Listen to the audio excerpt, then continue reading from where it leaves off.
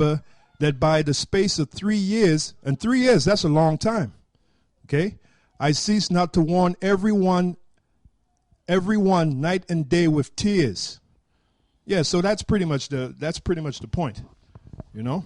Yeah, I went to this video that was put up yesterday by myself, entitled Dr. Ben Carson on the RFID microchip, the mark of the beast.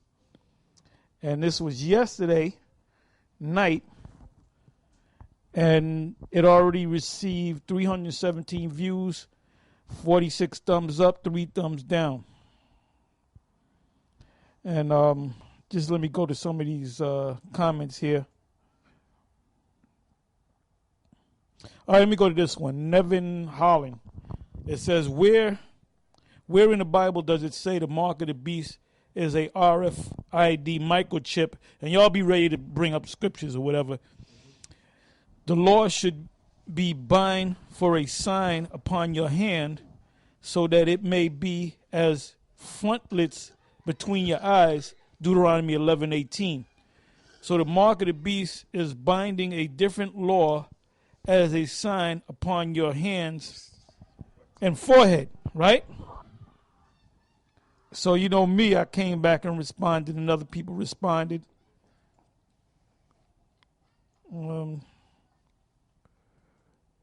Right, my response was, what does, I put it in the actual Greek characters, what does charagma mean? He came back and said charagma, sculpture, engraving, a stamp, sign. Also, I gave them my Sabbath to be a sign between me and them, that they might know that I am Yahweh who sanctified them. And I came back and said the word sign in Ezekiel, because that's what we quoted, Ezekiel 20:12, and charagma in Revelation 13 are 2 completely different words, which when you look them up, let me go to that. Ezekiel 20:12, okay?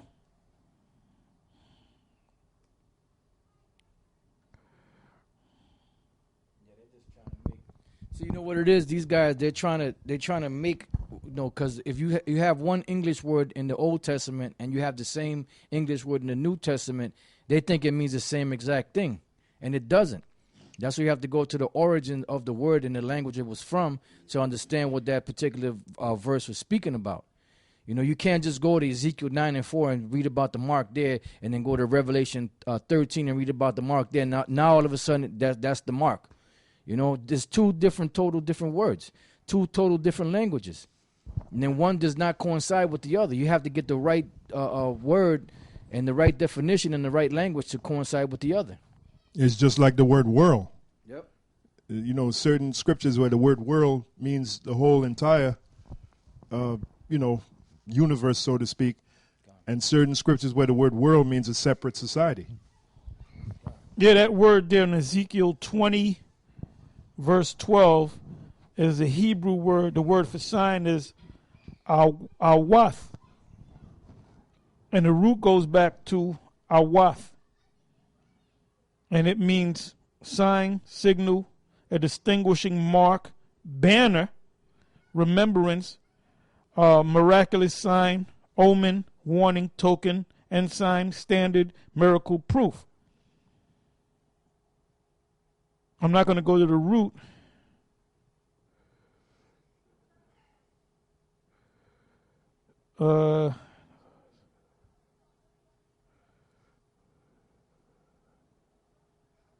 Okay, Genesis 9:12, and this is from the Hebrew H 226. Genesis 9:12, and the powers said, "This is the token of the covenant which I make between me and you and every living creature that is with you for perpetual generation." Token is a sign, is a covenant, for lack of a better term. Jump down to the 13th verse. I do set my bow in the cloud, and it shall be for a token of a covenant between me and the earth. So now when you go to Revelation, let's go to Revelation 13 now.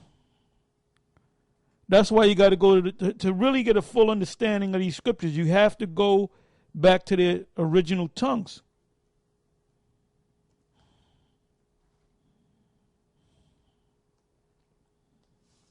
And this is why we don't get with these other groups, man. You know, pretty much everybody went down to D.C. for that million-man march return. You notice we didn't go down there. We had no. It was a waste of time going down there. That's right.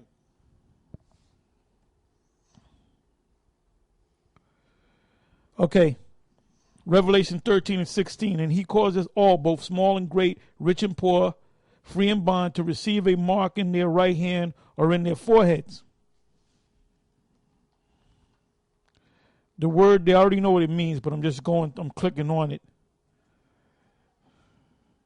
The word mark, G4580, charagma, means a stamp and imprinted mark.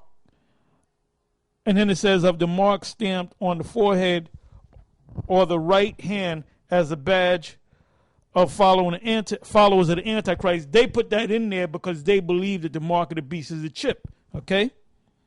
But the actual word charagma doesn't mean that. It just means something that you imprint in you. It says the mark branded upon horses, thing carved, sculptured, graven work of idolatrous images. And that's what it means. Because when you go to Acts 17 and 29, it says, for so much then as we are the offspring of the Most High, we ought not to think that the Most High head or Godhead is like unto gold or silver or stone graven, G4580. Because what do you do when you take a round stone? You grave it into an image, a likeness, you cut into it, all right?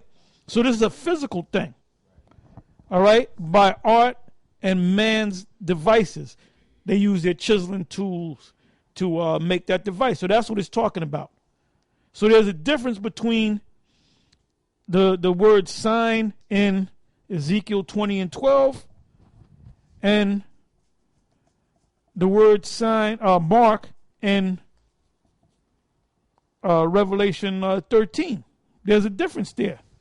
Like I said, that's why you have to go, you have to research, you have to study.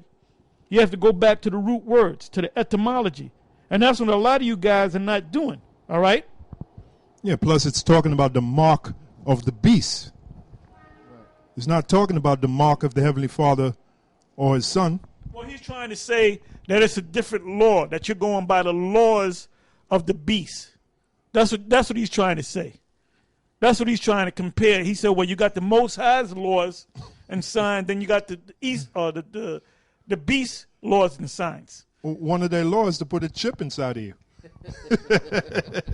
Bingo. You know.